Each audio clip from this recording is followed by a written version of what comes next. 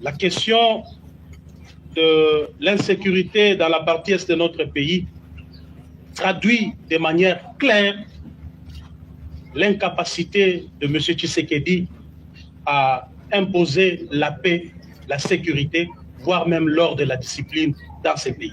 J'ai vu malheureusement, quand le M23 a pris Bunagana, donc quand le feuilleton M23 commençait, les manipulateurs de ce pouvoir montaient des messages dans des laboratoires, des services, pour dire voilà, il faut être patriote, le pays est agressé, allons faire ceci contre le Rwanda, faisons cela contre le Rwanda. J'ai vu même de jeunes gens marcher contre, faire un sit-in devant l'ambassade du Rwanda.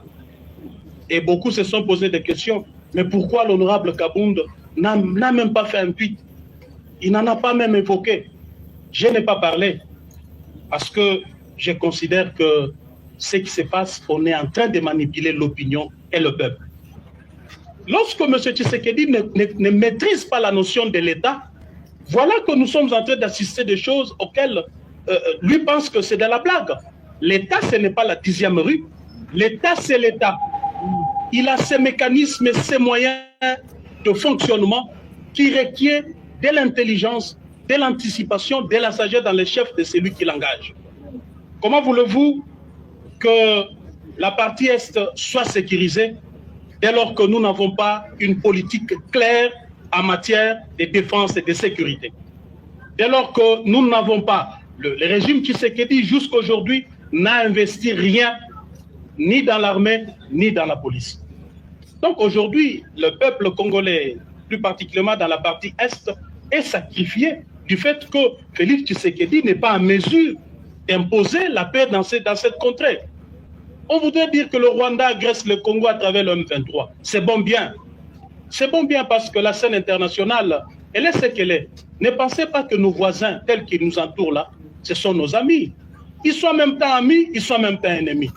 C'est ça les relations internationales. Alors, on a 9 voisins, on a 9 amis et 9 ennemis en même temps.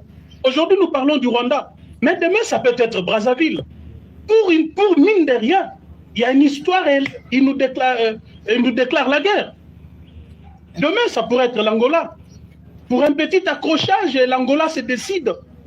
Il nous déclare la guerre. Que sera le Congo? Que sera son peuple? Si nous sommes en train aujourd'hui de nous lamenter parce qu'un groupe armé, soutenu par le Rwanda soit-il, est en train de semer désolation dans toute la partie est du pays.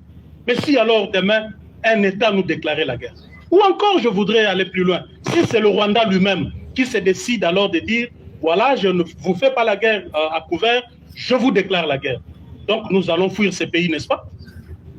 Nous allons donc fuir ces pays. Nous irons faire nos marches de soutien au FRDC en dehors de ces pays. Moi, je pense qu'au lieu de faire des marches de soutien au FRDC, nos FRDC n'ont pas besoin de soutien des civils. Surtout pas dans les réseaux sociaux, à travers des tweets, à travers des messages. C'est une aliénation de tout un peuple. En lieu et place de faire des marches de soutien au FRDC, en lieu et place de marcher contre l'ambassade du Rwanda, je crois que le peuple congolais aurait bien décidé de marcher contre Tshisekedi et son gouvernement pour exiger